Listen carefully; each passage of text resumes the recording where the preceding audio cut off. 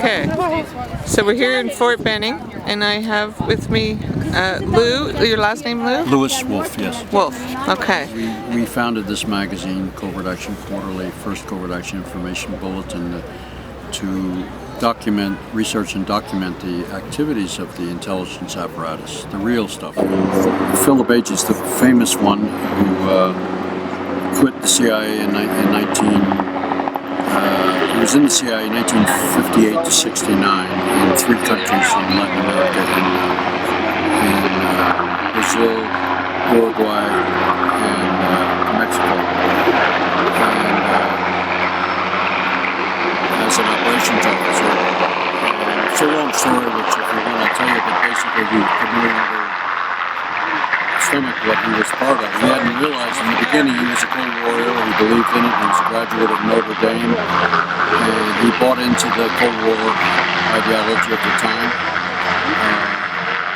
I don't think it's still the ideology of today, but the official Cold War is over.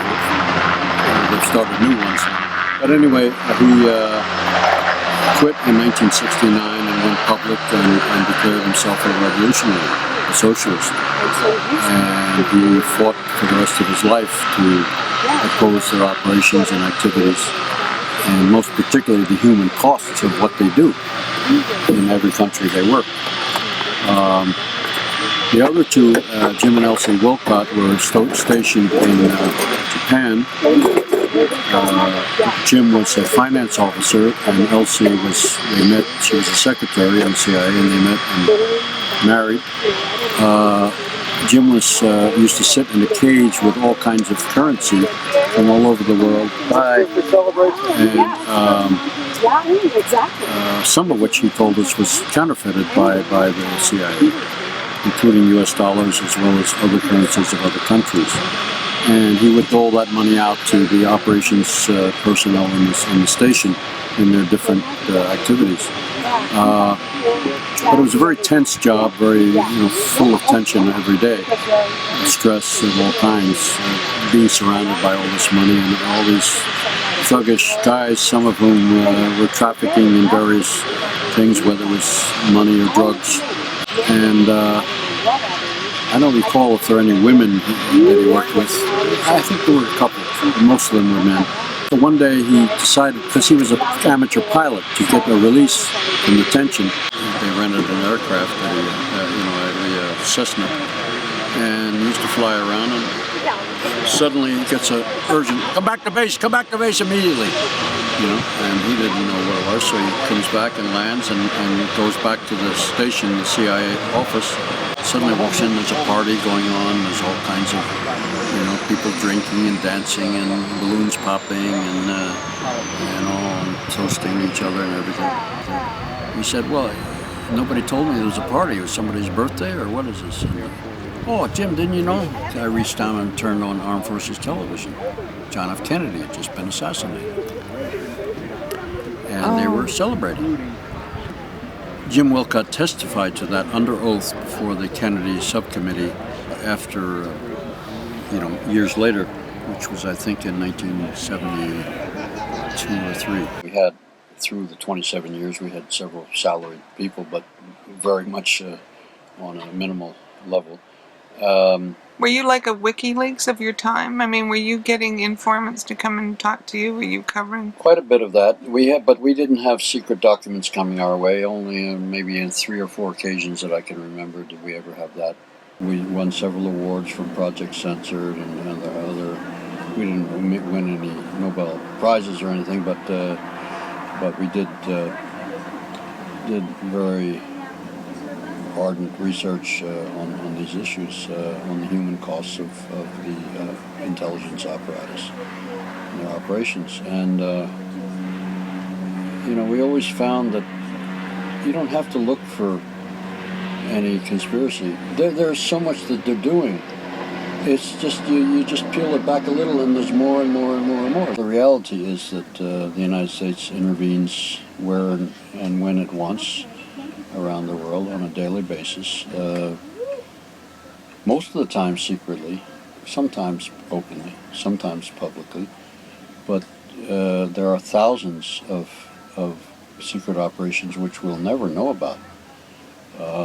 Actually, the Church Committee, if you remember, the Senate Select Committee on Intelligence Operations that existed during 1975 to 77, in his final report talked about 600 major operations and over, I think it was 8,000 minor covert operations, right? Those numbers alone, which are just the bare minimum, are quite revealing. But if you extrapolate from that, and that was only on a certain space of years, I think, between 61 and 74.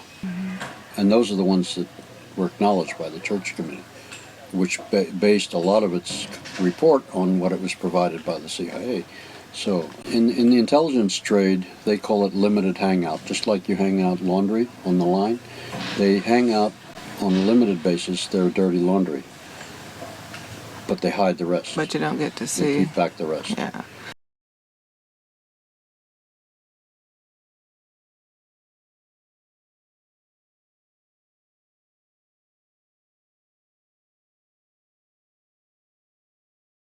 The stories we did on how the CIA infiltrates legal organizations. Operation Chaos was part of that operation. It was started on college campuses, and just the name alone gives you a signal of what it was about, or what it was doing, creating chaos on the left and throughout the peace movement in the United States, the women's movement, and so forth. And that was very dramatic, although I knew some of it, but when you start investigating, you find out more and more and more and more. And we had a man who wrote about it for us. His name was Vern Lyon. He was in the CIA, Vernelyon, and he was a great man. He still lives in Des Moines, Iowa. He was the only person who's ever written about chaos from the inside, Operation Chaos. And he's writing a book, I think, now. Knowing a man by the name of Samori Marksman, who was the director of programming of WBAI, was a radio station, Pacifica Radio in New York. There, knowing this man who was so extraordinarily, profoundly a journalist through and through, he died very strangely of, just died, it's unknown how really. His widow knew he didn't have cancer, so I don't know what he died of, but he died of... Mysteriously. Yes.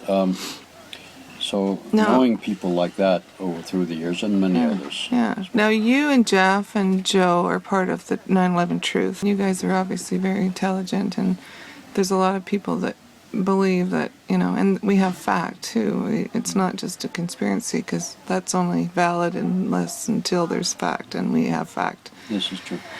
And so what's been your experience? When I talk about it, people think I'm crazy. They don't want to believe it.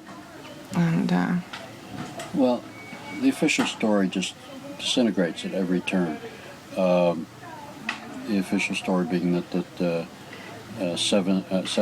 19 Arab hijackers with box cutters boarded these three planes and plunged them, two of them into the Twin Towers in New York, and the third one allegedly in Shanksville, Pennsylvania. And the U.S. government didn't so much as lift a finger to prevent it. They knew, if not beforehand, I say they knew, and there are ample reasons to know that, and indications to that they knew beforehand that it was happening. But certainly after the first Twin Tower was hit, they had to know something was up.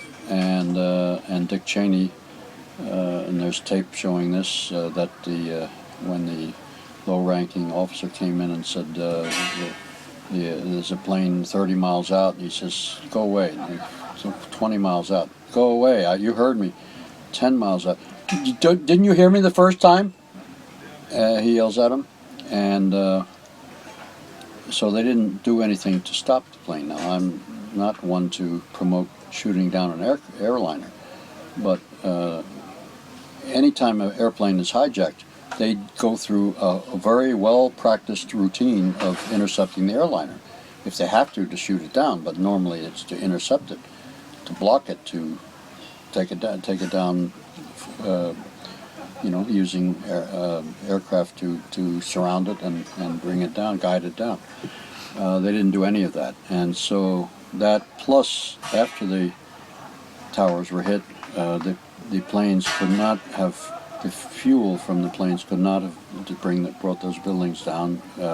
Fire does not melt steel on any level, any kind of fire, whether it's from airplane fuel or from a simple fire or campfire. It just doesn't Doesn't melt get steel. that hot. No. Yeah. And lastly is Building 7, which came down. It was never hit by any airplane, and there was only very, very minimal damage. In fact, there were just either 2 or 3 office fires, which were, the equivalent of wastebasket on fire or something. The firefighters put them out. They were out, and then everybody was evacuated from Building 7, which you should remember was the headquarters of Mayor Giuliani. On the 23rd floor was one of the most filled with all kinds of very secret. If you look at photos, all the windows are blacked out, and it was heavily built and reinforced, more than the rest of the building. So it came down, and as you see from the footage, it came down in free fall, straight down in its own footprint. And the former owner, who owned the Twin Towers as well, was quoted on PBS. Anyway, it was taken down by explosives, pre-planted explosives, just as is in the case of the Twin Towers. There were people in the buildings that didn't belong there, so-called elevator repair people, and I've spoken to a man who was himself a 27-year-old veteran of elevator repair. He used to say, "I'm an elevator guy," and they weren't elevator people. I used to see them in the building, and they didn't have the right equipment. They had all these boxes of stuff, and it was all there, and he always wondered, what is all this? And this was all prearranged for them to be there. Now, the buildings themselves were heavily guarded. You can't, if you're employed there, you could go in and out, but it wasn't easy just for people to go in. Anyway, Now, is this something that you still work on? Are you still involved? Yes. Although we don't have a paper, which we had a long paper for 6 years called the Rock Creek Free Press, was devoted almost entirely to 9/11, trying to learn the truth about 9/11. We had several hundred articles over 6 years. Some of the best research that I've ever seen on the subject, and it was the only newspaper of its kind in the country at that time. Other people wrote about it, but that was our full-time work. And it's just like every other big event in our history, whether it's the Kennedy assassination, 9/11, Oklahoma City, whether it's going back to Vietnam, the Bay of Pigs, you name it, the official story always turns out to have holes in it, some more holes than the other, but always the official story is imperfect, if not filled with lies. And the ending result is yes. War. A reason to get in or be part of another country or occupying. All right. Which is sad because young men and women lose their lives, for this craziness. But I'm so glad we came here to meet you guys, which was luck really, because we happened to show up. You guys were all here. You and Jeff and Joe. Thank you for what you are doing. It's an extraordinary love task, and just to see your vehicle here, and the My inside house. and the outside, it's just amazing. Oh, thank you so much. This has been a really, really eye-opening experience. Plus, to have you guys following us now is pretty amazing. So I just want to thank you from the bottom of my heart.